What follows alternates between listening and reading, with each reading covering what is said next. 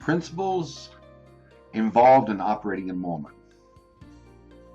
As follows are two questions I asked God through my spiritual sister Chris, in the willingness to stay in the moment and get His guidance in helping me to master this. Of all the hundreds of books I've read, His answer given here has been the most clearly and insightful direct guidance I've ever received. I hope through sharing this you will come to experience your connection to God, and come to trust He too is always with you. My question, which was back on August 13th, 2002, was, God, I know staying in the moment is where I can completely live your will for me. But I find at times I lose it and just go into worry and questioning that you are always with me, and thus always there to help me move through a situation where I need your guidance. Can you please help me here so that I can stay exactly where you want me to be? His answer was, hello, Christopher. I can explain a few of the principles involved in operating in the moment, if you like. You are correct that operating in the moment is a natural state of affairs. Indeed, you cannot operate in opposition to the natural or God-given state of affairs. Since deviating from the will of God or operating outside my laws is impossible, you must already know how to do it. Therefore, all you are asking is how to become conscious of it. To become aware of something is much easier than learning to master it. You ask how to allow this skill to unfold to its fullest. Well, you must remember that this skill is always unfolding to its fullest. That is the nature of itself. I am always being to the fullest in any given moment. If I am being the fullest in the present, what is left of the past and the future? Nothing. And that is what the time spent there amounts to, nothing. You all are allowing yourselves to be distracted by nothing, a total and complete waste of time. And since I'm always being the fullest in any given moment, it stands to reason that for you to do the same, you would have to join me there at being the fullest in the moment. This means you have to release your attraction to the past and the future. To the extent that you're able to do this and maintain it consistently, to this extent you will find yourself experiencing life to the fullest also. So a joining is required. Being in the present moment is not something that you can do on your own. Secondly, for a while at least, it will require effort to stay in that place. You are so used to jumping forward into the future and backwards into the past at will. You are used to operating with the uncertainty of jumping in and out in tails. Living in the present moment will appear to agenda uncertainty, but also do not be fooled. Living there is different, but not uncertain. It is the unfamiliarity that you will need to get used to, and it is this that will appear as uncertain to you, or uncertainty. Faith or trust will get you through it.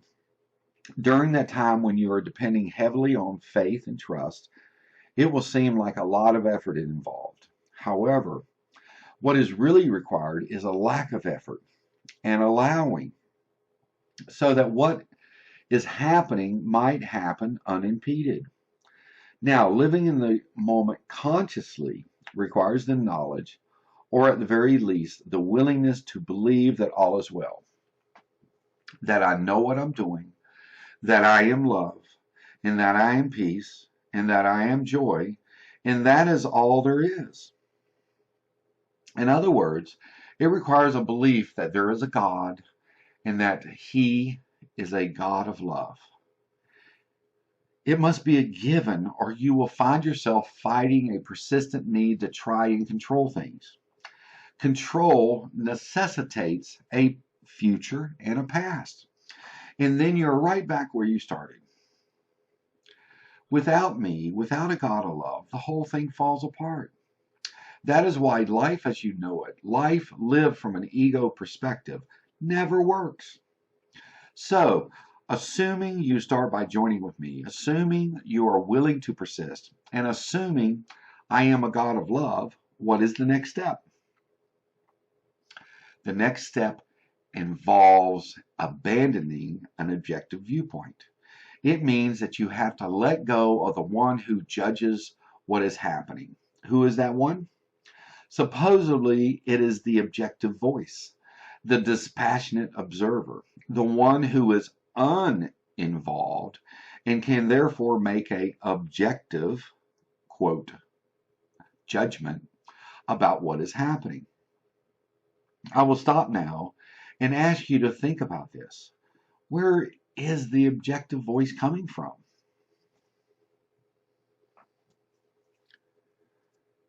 Operating in the moment requires subjectivity. Now, as a side note, I want to read, subjectivity is feeling. Emotion, affective sentiment, passion means a subjective response to a person, place, or situation. Operating a moment requires subjectivity, feeling where you are right now. Operating in the moment requires feeling right now where you are, just being subjective, right here, right now, in this moment. You must be solidly in the moment to experience it that way. To borrow an analogy, while you are riding the wave, you cannot get off it, even for a moment, to see how you're doing. And this, folks, as a sidebar, is a surfing analogy that I was given on my way from LA to Sedona. That came to mind, and it just was a great thing. I had to stay on the surfboard. So, as he says again, to borrow an analogy, really his analogy, he's borrowing from me, which is us, so it really doesn't matter. To borrow an analogy, while you are riding the wave, you cannot get off, even for a moment, to see how you're doing. If you do, you will lose it. You will break the flow, and as a result, the ride is ended. It is not that the wave has lost any of its original creation, but you, as the rider, no longer experience it to the degree you did before breaking the connection. Why would you want to break the connection if you're on the crest of a good wave? Again, sidebar. If you're on the crest of a good moment, when everything is right here, right now, happening in its perfection, and you're trusting that, why would we want to break a good connection? One reason, one of the most common, is to check your progress. Am I getting better at this? Am I doing it correctly? Am I meeting the goals I set for myself? Am I waking up? Am I where I need to be? Am I good as him or her or them or they? But progress is an ego ploy. It is not about learning how to do it or how to get better at it. Waking up is all about learning to stay connected all the time. Huge point. Waking up is about learning how to stay connected all the time. Therefore, breaking a connection cannot be considered an integral part of trying to stay connected. If you are riding the wave, you know it. You feel it. You are it. There is no room for objectivity. The second common reason for leaving the present or leaving the crest of the wave is the thought that you might want to repeat this great experience some other time, in the future perhaps.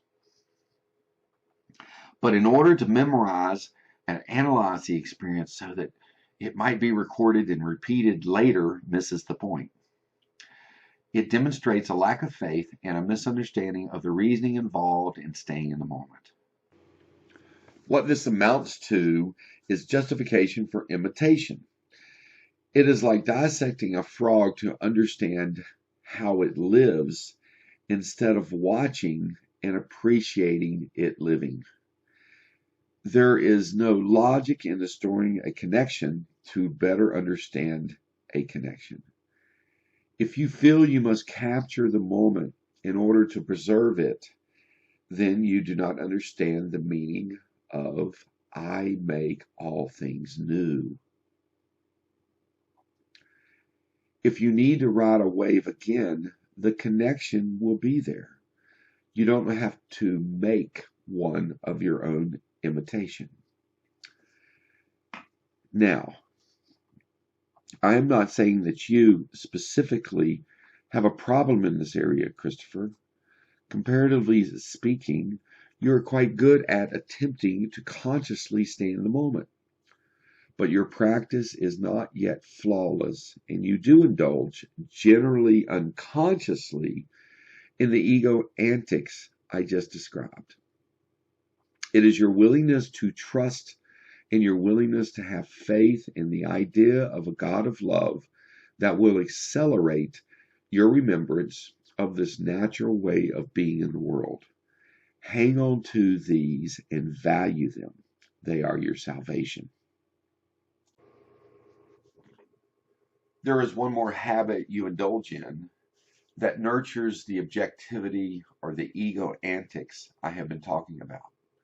By no means is this a habit particular to you only. It is, again, an exceedingly common way of judging things that most of you cherish.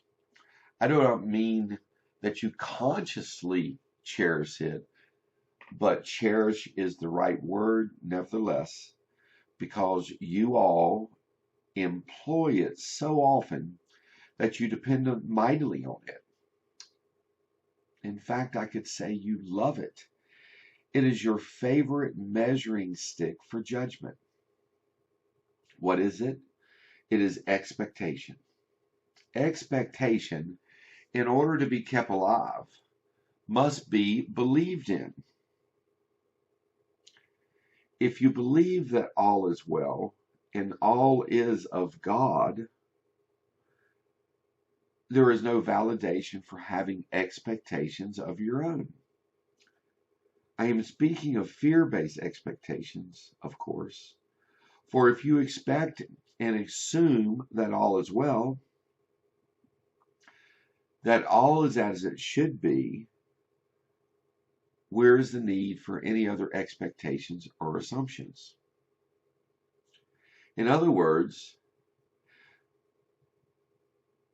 you can easily expect and know with me that always something wonderful is happening.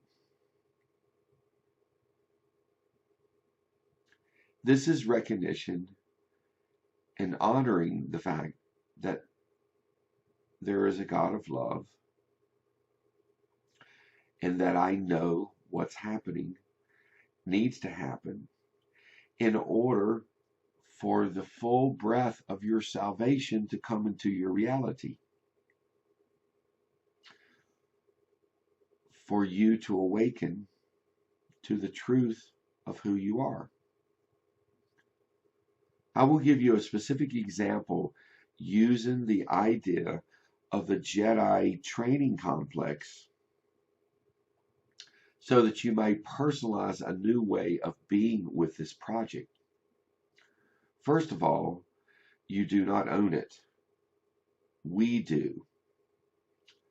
My idea is flowing through you. This same thing holds true for anyone who has any projects, any ideas, inventions, or otherwise that is improving your living experience on this planet. My idea is flowing through you. You are not to grab onto it and manipulate it, but rather your job is to gently facilitate its expression and manifestation as it unfolds. You do not have to unfold it. It will unfold naturally because that's the nature of any idea. Taking too much responsibility for its weight weighs you down and upserts the joy of the natural unfoldment. You cannot fail or foil its natural progression. You will never be guilty of that, and thinking that perhaps you can speed it up in any way or slow it down is a guilt-producing belief. And what will guilt do to you? At best, it will exhaust you. At worst, it will make you sick. If you feel responsible even a little for the unfoldment of this idea, you are putting excessive and unjustified strain upon yourself. When the timing strays from what you think is desirable, and it will, guilt or blame, a projection of guilt must rear its ugly head. It is the nature of your ego thought system, your ego mindset. This is ego antics. Guilt is the inevitable result of unmet expectations or invalid assumptions. You correctly feel the movement of spirit, Christopher, and everyone else reading this who is living in this moment. Continue to ride the wave of the moment. Do not get off even for a moment. There will be many, many moments when no wave is crashing or swelling. This is not a time to then assume that you are no longer connected. Connectedness cannot be checked with any external feedback. I told you once that you know when you are in the moment because things will progress smoothly and without much effort on your part. This is still true. But when the waves are calm, when there does not appear to be much forward progression with the idea, this is not a time to worry or second guessing. This is where your faith and trust comes into play. You must remember that your life is not about how successfully you complete this project or that one. If that were the case, external checks would be a measure of man. Agreed? You will be unable to judge whether or not you're on a wave or in the moment based on the completion or the manifestation of any project. You're going to have to look inward for that, Christopher, and everyone else learning and listening to this. You're going to have to look inward for this. So, things may go smoothly and effortlessly for a while on your jaunt down the road to the place you think you are heading, and then it may or may not feel as if progress is moving forward, or it may feel it's completely stopped. Is there something you are doing or blocking this when it happens? Not necessarily. Are you peaceful anyway? This should be your only measuring stick. When you are happy and at peace, you are not blocking your fulfillment. Let me say this again. When you're happy and at peace, you are not blocking your fulfillment. I will use the example given in the teachings of Abraham Hicks.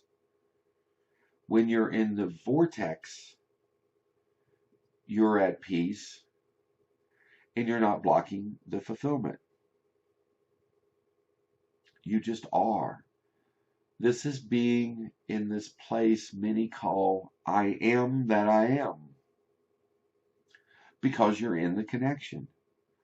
You're in the trust and the faith of a God of love, of the presence of me within you. So you must remember that although you are in a possession of a grand idea of mine, Christopher, you do not own it and therefore are not responsible for making it happen. Your job is to stay in the moment so that you know what to do, when, and even when to enjoy doing nothing. Your job is to enjoy it all, to enjoy everything that unfolds in the moment, and do not tarnish the moment with expectations about how it should unfold or assumptions about how it would unfold if you or others were doing it right or somehow better. You see, Christopher, and everyone listening to this, stay in the moment requires doing less, not more. It requires peace, not unconscious phonetic movement, frantic movement. I got to do something. It requires an allowing attitude, not a manipulative attitude. It does not require doing something on your own. Or, I'll borrow another analogy, trying to push the river so it will go faster. It does require paying attention, though. To be present in the moment, you can't be in the past or future. You can't be busy planning your next move so as to not be caught unaware. This is not to say you can never plan, but planning must not be fear-based, simply love-based. A plan in love is a plan in clarity, benchmarks that may or may not change as you move into the future. So there's no attachment to the plan. It must be a natural outgrowth of the flow of God's ideas. Remember, my ideas as they're expressing themselves through you. This is what we mean when I say paying attention. Being present is being in a listening mode, being in a peaceful mode, being in enjoying this moment mode. So, for Christopher and perhaps those listening to this answer is mostly a confirmation for you all. You do not consciously do any of the things I used in examples that appear to impede the flow of my ideas. You cannot truly even or ever thwart my will, and that is why all is well, and why you need not feel responsible or hold on to expectations of your own. Just be present. Live in the now. Be attentive to the awareness of the expression of love presenting itself to you in the myriad of forms right now in this present moment. And then be consciousness, be aware that when you do take responsibility and expect certain outcomes, then you have lost your connection. And you'll feel it. You won't be at ease. You'll feel off. You have stopped living in the present moment and gone somewhere else. Somewhere you think is separate from me. But be aware and take this to heart. A mind in connection cannot be separate from what it thinks. And that is the answer to the question I asked you earlier. Where is the objective voice coming from?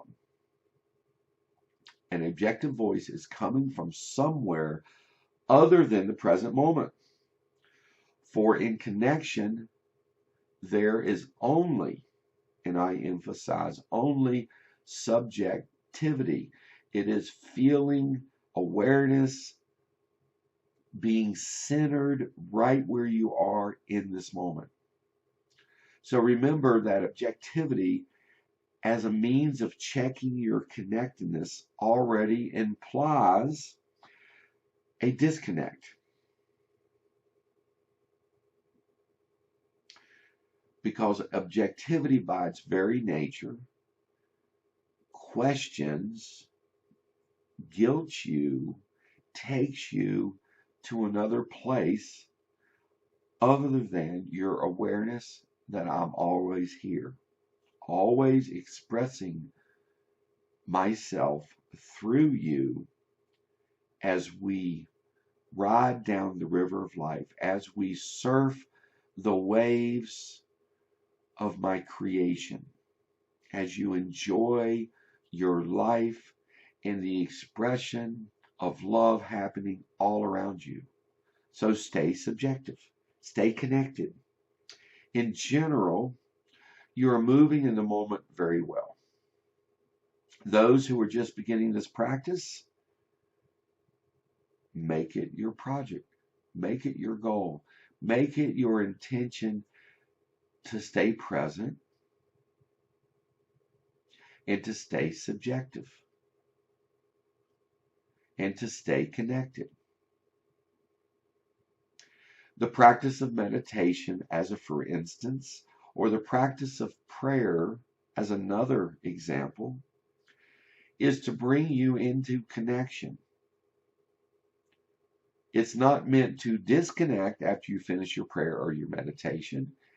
It's to get you grounded deeply in the moment, in the connection, in letting your thoughts of the past and the future go. So look at your meditation and look at your prayer as the starting point of your day of getting connected and staying connected. Staying in that awareness that we're always connected.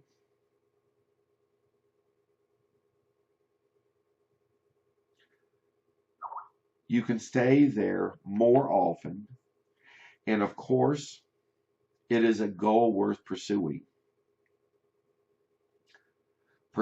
Perhaps I should say, a goal worth allowing. But do not become impatient. Each of you are already world-class surfers because it is a natural gift that you've been given. And it is a gift that you can only ignore but never remove. It is always with you. It is a talent or expression, a connection that will be here forever and forever and forever because it's never been otherwise. So in understanding the living in the moment, the being connected is being just as I created you.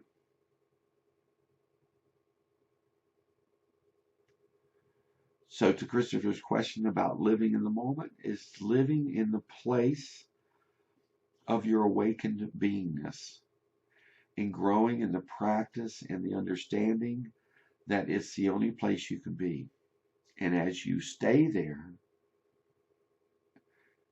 you will naturally awaken to all that is, because you won't be wasting time in what's referred to as ego antics, believing that something else is going on, believing or pretending that something else could be going on.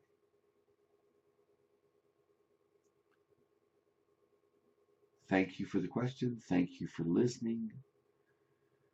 I love you all.